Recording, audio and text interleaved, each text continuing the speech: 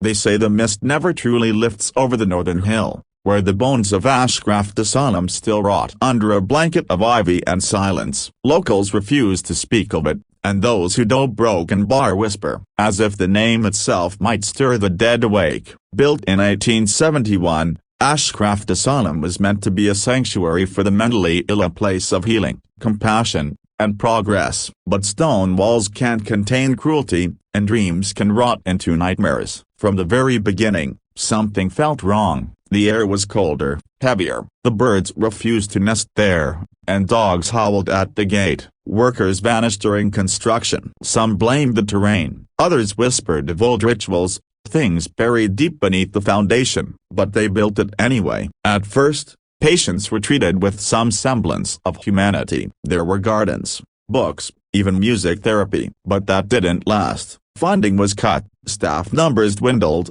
and the true purpose of the asylum emerged, not to cure, but to confine. Dr. Malcolm Harrow took over in 1884, a man of science, or so he claimed. But those who knew him spoke of obsessions, experiments, and a fascination with pain disguised as progress. He implemented a new regime, one where silence was mandatory, and isolation was a cure-all. Patients were locked in solitary confinement for weeks at a time, their screams echoing through stone and steel. He called it cleansing the mind. Others called it torture. Soon, the asylum became a dumping ground. Unwanted wives, rebellious children, veterans with nightmares, all branded insane and locked away. They were stripped of identity, reduced to numbers, and subjected to treatments too cruel to detail. Electroshock was common. So were ice baths, lobotomies, and what Dr. Harrow called the purgia, a process that involved complete sensory deprivation. Some never emerged. Those who did a Broken Bar were never the same. There are records of a woman, only referred to as Patient 43. She arrived in 1891, committed by her husband for hysteria. In truth, she'd caught him having an affair. Her punishment: isolation, restraint, and eventually a Broken Bar, something worse. Nurses spoke of strange occurrences after her arrival. Mirrors cracking on their own, light bulbs exploding, rats swarming her cell, then vanishing. And one by one, the staff who abused her met grisly ends. One drowned in a dry bath. Another was found hanging upside down, drained of blood. Official reports called them accidents. But no one really believed that. By 1903, Ashcroft had become a fortress of madness. The groundskeeper fled in the dead of night. The cook was found with her tongue removed, written across the walls in her blood. Do you hear them yet? Even Dr. Harrow began to unravel. He locked himself in the East Wing for weeks, scrawling cryptic notes across his journals. The walls speak, the walls see. His final entries simply read,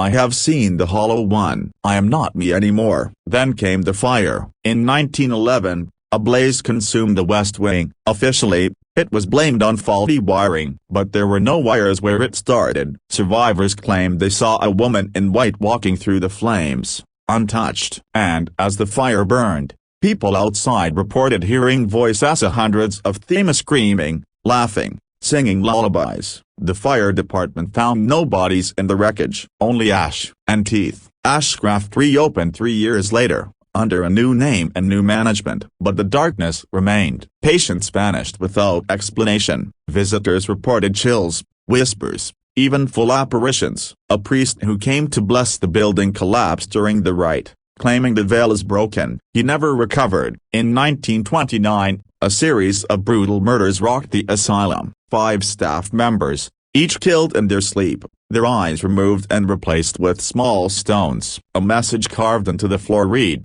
"They see through us now." Investigations led nowhere. No one was ever charged, and the asylum carried on. It wasn't until 1952 that the government finally intervened. Whistleblowers leaked photos of patients shackled to walls, covered in bruises, missing limbs. Public outcry forced a full inquiry. Ashcroft was shut down, its stores sealed, its records buried. But some say it was never really closed. Not completely. Teenagers would dare each other to enter. Most came back shaken. A few never returned. One boy, Marcus Dean, went in with a camera in 1974. His footage was found weeks later, buried near the gate. It showed him wandering through the empty halls, speaking calmly at first, then frantic, screaming, whispers filling the audio. The final frame, a shadowy figure standing just behind him. Marcus was never seen again. Today, the ruins still stand, overgrown, silent, yet a broken bar watching. Some say if you enter alone, you'll hear breathing behind you. Others claim the walls bleed during the full moon. A few believe Dr. Harrow never died up, that he became something else, something beyond human, and that he still walks those halls, searching for minds to break.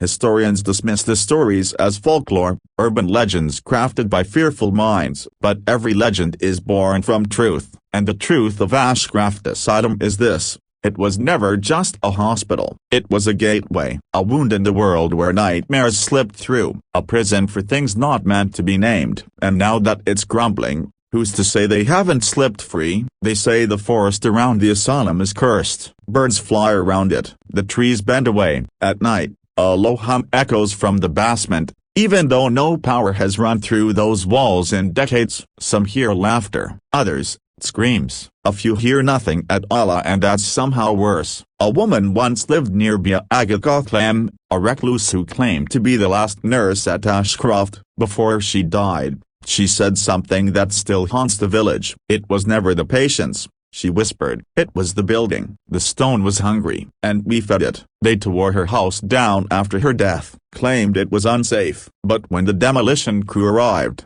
they found her floorboards stained black, symbols burned into the walls, and dozens of journals filled with the same phrase: "The Hollow One waits."